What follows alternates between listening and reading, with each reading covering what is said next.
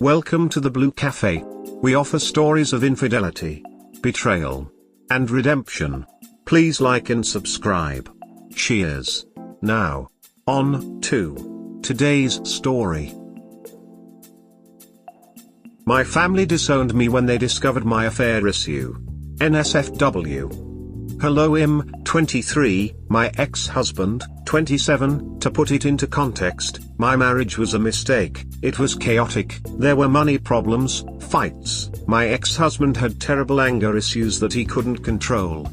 I had nowhere to go. My relatives lived in different cities. I live in a country where you can't just pack your bags and go rent a room, especially because I didn't have the money to do it.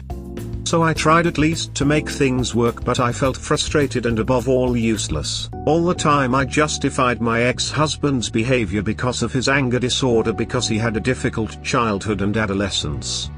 His parents weren't exactly the parents of the year back then. They never physically abused him, but they did neglect him in many ways and even ruined a relationship he had with his old high school sweetheart, causing him a lot of resentment and insecurity. But of course it was not up to me to judge them because I never met them until after we got married. We received a call from them wanting to have contact with their son again, which my husband refused at first. They wanted to give us a wedding gift that consisted of money, and we were drowning in debt that my husband reluctantly accepted. The day of the visit arrived and I was nervous. Our home was humble and I worked hard all week with deep cleaning and having everything tidy and shiny. I prepared a small dinner with the best I could. In a few words, I followed each paragraph of the manual of a good daughter-in-law. Dinner was a disaster. My husband behaved like an irrational idiot. He was close to throwing the table on the floor and breaking everything. For their part, my in-laws behaved calmly. They were truly sorry and wanted to remedy their relationship with their son, or so I thought.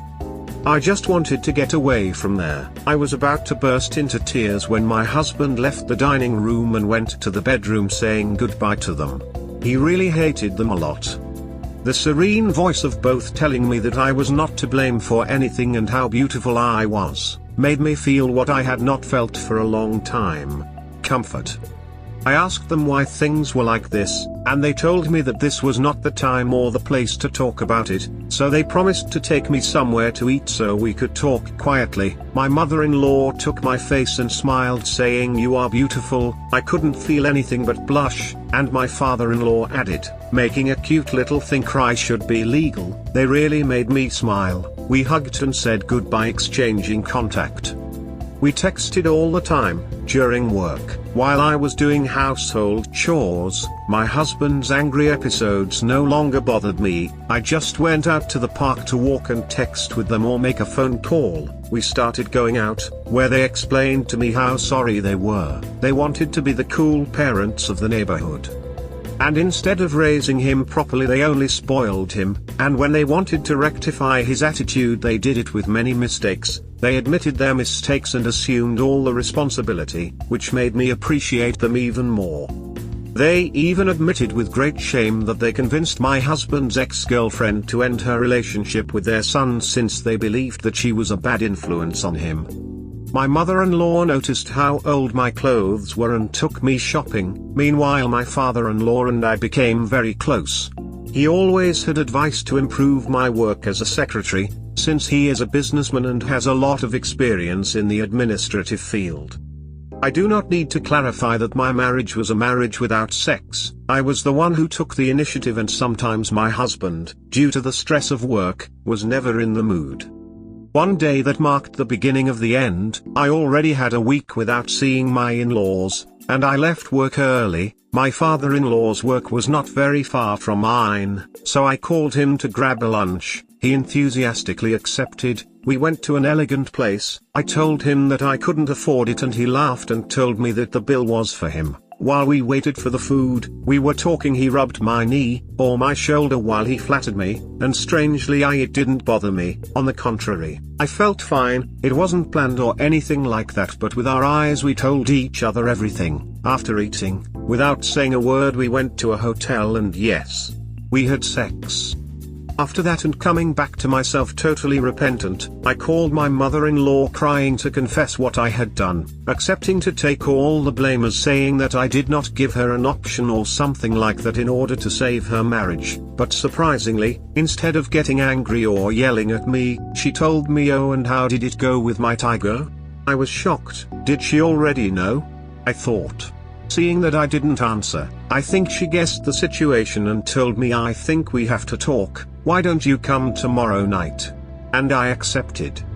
Dinner was tense. I couldn't look my mother-in-law in the eye. I only looked guiltily at my father-in-law, who returned my gaze smiling. Then she broke the silence, and apologized in advance for what she was going to tell me. He said they only knew me in photos, and right away they were curious to meet me. They used the pretext of reconnecting with their son to approach me. At first I was in shock. I didn't know what to think. It's true that I also felt a special connection with them, but I didn't know how much. My mother-in-law made me a proposal, to be my father-in-law's concubine. We could do whatever we wanted whenever we wanted. I asked them about their son and if he would find out. And they showed little interest. He had already cut ties with them. I did not know that, but apparently my husband told them shortly after giving us the money not to show up again in his life. That of course bothered me for his part, not having told me anything, although of course I didn't tell him that I was secretly seeing his parents for fear of enraging him, so I didn't give it importance. I told them I was going to think about it because all that was new to me. The following days I tried to fix things with my husband. I wanted to re-establish communication, anything that would make me say no to my in-laws' proposal, but it seemed that my husband was trying hard to make me make the wrong decision. It was just fights, insults, discussions. Totally upset, I called my father-in-law and told him I accepted. That day I was furious because my husband kicked me out of my house. We met in a hotel and we had sex again, with the difference that now I didn't feel guilty, I was falling in love, and I let him know, and the happy man told me, "We are also in love with you."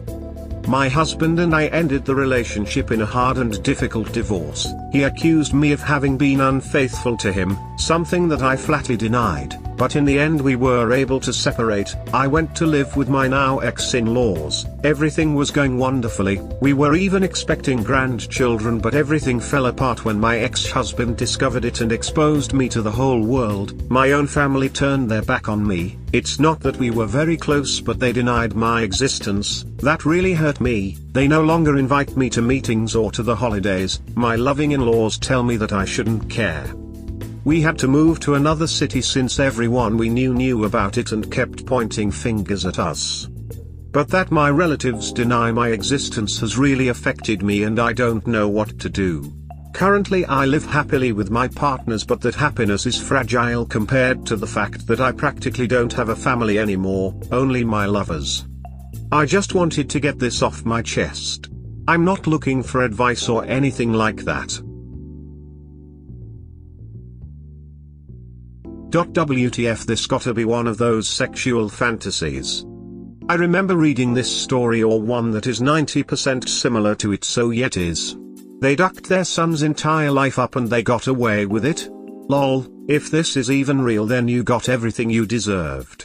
Clearly you had the option to leave, but you went for his father. This is just trashy.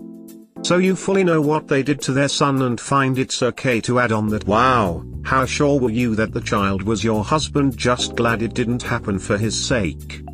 I was not prepared for this wild of a ride. You do realize they did the same thing with his high school sweetheart, right?